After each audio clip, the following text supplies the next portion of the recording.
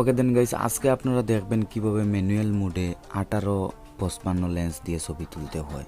তো guys, manual দিয়ে আমরা জানি 18-55 লেন্স দিয়ে কিন্তু আমাদের ব্লার হয় না, ব্যাকগ্রাউন্ডটা ব্লার করা সম্ভব না। এরপরও আমি আরও কিছু ভিডিও বানাইছি যেগুলোতে দেখাইছি কীভাবে আপনারা ব্লার করতে পারেন, বাট অতটা ব্লার করা যায় না যেটা আপনার প্রাইম বা জুম লেন্সে করা যায়।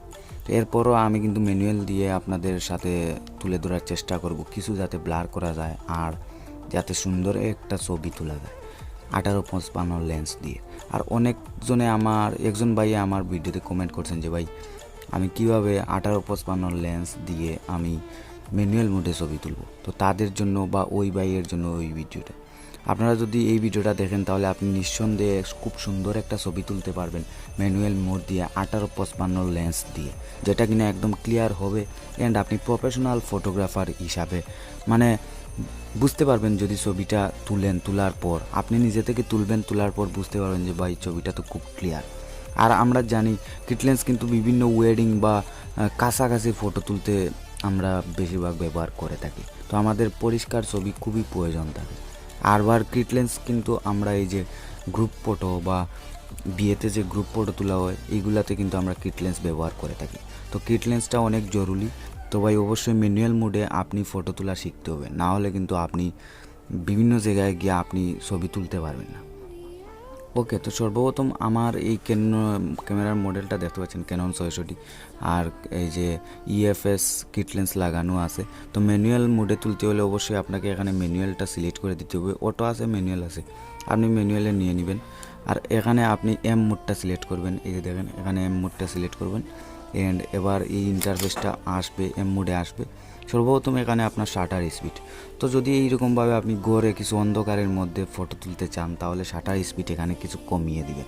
আর যদি আপনি মনে করেন দিনের বেলায় বাইরে ছবি তুলতেছেন বা আপনি কোনো একটা জায়গায় গেলেন সেখানে আপনার লাইটটা খুব বেশি আছে, সেখানে আপনি একটু শাটার স্পিডটা বাড়িয়ে দিতে পারেন। এতে করে আপনার ফটোটা তাড়াতাড়ি অ্যান্ড খুব ক্লিন সুন্দর একটা ফটো হবে।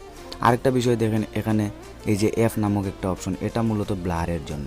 তো আমরা কিট লেন্স দিয়ে কিন্তু তেমনটা ব্লার করতে পারি না, তারপরও যদি আপনি ব্লার করতে চান তাহলে এইটা ক্লিক করবেন।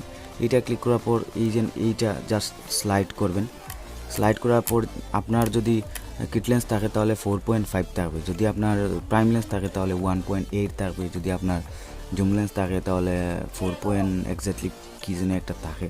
তো এটা জাস্ট কমিয়ে দিবেন, তাহলে আপনার ফটোটার ব্যাকগ্রাউন্ডটা কিছুটা হলে ব্লার দিবে। আর যদি এটা বাড়িয়ে দেন তাহলে ভাই ব্লারের সংখ্যাটা একদম কমে যাবে। তো আমি মনে করি এটা সব নিচে দেবেন আর আপনার ওয়েদার হিসাবে আপনি দিতে পারেন। ওকে, এখানে দেখেন আরেকটা ফ্ল্যাশের মতো একটা ফ্ল্যাশ এক্সপোজার। যদি আপনি ফ্ল্যাশ দিয়ে তুলেন অ্যান্ড আপনার ফটোটা কিছু ঝাপসা দেখাচ্ছে বা কিছু অন্ধকার হয়ে গেছে তখন এটা আপনি বাড়াতে পারেন।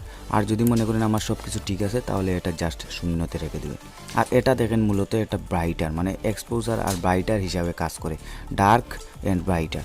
তো আপনি এই দিকে নিলে আপনার মানে ডার্ক হবে, আর এই দিকে যদি নেন তাহলে আপনার ব্রাইট হবে। তো আপনি এবার সব কিছু বুঝে আপনার যদি ভাই মনে করেন আপনার ওয়েদারটা কিছু অন্ধকার আছে বা আপনি যে জায়গায় ফটো তুলতেছেন সেই জায়গায় কিছু অন্ধকার, তাহলে আপনি এটা বাড়িয়ে দিবেন। আর যদি মনে করেন আমার এত ব্রাইটের প্রয়োজন না তাহলে আপনি এটা কমিয়ে দিবেন। আর যদি মনে করেন ভাই আমার এটা জিরো তাহলে সবথেকে ভালো, তাহলে এটা জিরো করে দেবেন। ওকে, এবার এখানে দেখেন অটো লাইটিং অপটিমাইজার। এখানে মূলত বিষয় হচ্ছে আপনি যেখানে ফটো মানে ফোকাসটা দিবেন সেই জায়গাটা স্ট্রং হবে না, স্ট্যান্ডার্ড হবে না, লো হবে বা অফ। তো আমি রিকমেন্ডেড করব আপনি স্ট্রং দিবেন, কারণ যেই জায়গায় আপনি ফোকাস দিবেন সেই জায়গাটা খুব ক্লিয়ারের প্রয়োজন, তার জন্য আপনি স্ট্রং করে দিবেন। আর এখানে অটো দেখেন হোয়াইট ব্যালেন্স মূলত কালারের একটা বিষয়। তো আপনি যেহেতু যেই অবস্থায় থাকবেন সেই অবস্থায় আপনি কালারটা দিবেন। যদি আপনি ডে লাইট মানে আপনি যদি সূর্যের মধ্যে আপনি ছবি তুলতে চান, খুবই প্রচুর রোদ আছে, তাহলে আপনি ডে লাইটটা ব্যবহার করতে পারেন। তাছাড়া স্লেট ক্লাউডি মানে বিভিন্ন ওয়েদার অনুযায়ী আপনার এখানে সব কিছু দেওয়া আছে। আপনি যদি ফ্ল্যাশ দিয়ে তুলতে চান তাহলে এখানে ফ্ল্যাশটা দিয়ে দিবেন। ওকে, আর সর্বপ্রথম আমি রিকমেন্ড করব যদি আপনি প্রথম ফটোগ্রাফি বা নতুন ফটোগ্রাফার হন তাহলে অটোতে তুলবেন। ওকে, এখানে কালারের বিষয়টা আরেকটা দেখেন, অটো আছে, স্ট্যান্ডার্ড আছে, প্রিন্ট আছে, প্রোটেক্ট আছে, ন্যাচারাল আছে, মুনলাইট সবগুলা থাকে। এরপরও আমি রিকমেন্ডেড করব এই ল্যান্ডস্কেপ। এটা দেওয়ার ফলে আপনার অনেক সুবিধা পাবেন বা আপনি যে কালারটা দেখতে পাবেন খালি চোখে সেটাকে আরও উজ্জ্বল করে তুলবে। তো আমি এখানে মনে করি এটা ল্যান্ডস্কেপ দিয়ে দিবেন, তাছাড়া আপনারা অটোতেও টাই করতে পারেন। ওকে, এবার এখানে আর যা কিছু আছে সব কিছু থাকবে, জাস্ট এখানে আপনি কোয়ালিটিটা হাই করে দিবেন, নাহলে কিন্তু আপনার ফটোটার যে রেজুলেশন আছে সেটা কমে যাবে, আর কমে যাওয়ার ফলে আপনার যে ফটোটার কোয়ালিটি আছে সেটা নষ্ট হয়ে যাবে। অনেকে এখানে হয়তো ভাবতেছেন যে ভাই র কোয়ালিটি দিয়ে দিই, তো র কোয়ালিটি দিবেন না, র কোয়ালিটি দিলে অনেক মানে ডিস্টার্বে পড়তে হবে, আপনার জেপিজিতে কনভার্ট করতে হয়। তো এখানে আপনি বেস্ট কোয়ালিটি দেওয়ার চেষ্টা করবেন, দিয়ে জাস্ট এবার শাটার বাটনে একটা ক্লিক করবেন, অ্যান্ড দেন এখানে একটা ফটো হয়ে গেছে। দেখেন ফটোটা কিছু ডার্ক আছে, মানে ডার্ক আছে, তো আমি শাটার স্পিড আরও কিছু কমিয়ে দিব, অ্যান্ড দেখেন ফটোটা কিছু আরও উজ্জ্বল হয়েছে। এবার আমি ফ্ল্যাশ ব্যবহার করব, দেখেন ফ্ল্যাশ ব্যবহার করছি, ফটোটা মানে পুরোপুরি উজ্জ্বল, অ্যান্ড দেখেন কালারটা কিন্তু ঠিক আছে, যে ফটোতে কালার বলেন ফোকাস বলেন সব কিছু ঠিক আছে। আর যদি আপনি ফোকাস তো দিতে হলে অবশ্যই এইটা ঘুরাতে হবে। তো আমি আপনাদেরকে স্ক্রিনটা জ্বালিয়ে একটা ফটো তুলে দেখাই। যেমন ধরেন আমি ফ্ল্যাশটা দিলাম, দেখেন স্ক্রিনটা একটু দিলাম, আর দেখেন ফটোটা উঠে গেছে। তো এবার মেইন বিষয়টা বুঝতে পারছেন যে ভাই কীভাবে ম্যানুয়ালে ফটো তুলতে হয় আপনার কিট লেন্স দিয়ে। এইরকমভাবে আপনারা সম্পূর্ণ মানে ক্লিন একটা ছবি তুলতে পারবেন কিট লেন্স দিয়ে, যে কোনো ওয়েডিং বলেন বা বাইরে বলেন। আর আপনি অবশ্যই যদি ভিতরে বা ইনডোরে ফটোগ্রাফি করতে চান কিট লেন্স দিয়ে, তাহলে অবশ্যই ফ্ল্যাশটা ব্যবহার করবেন, তাহলে আপনার অনেক সুবিধা হবে অ্যান্ড আপনার ফটোটা ক্লিন আসবে।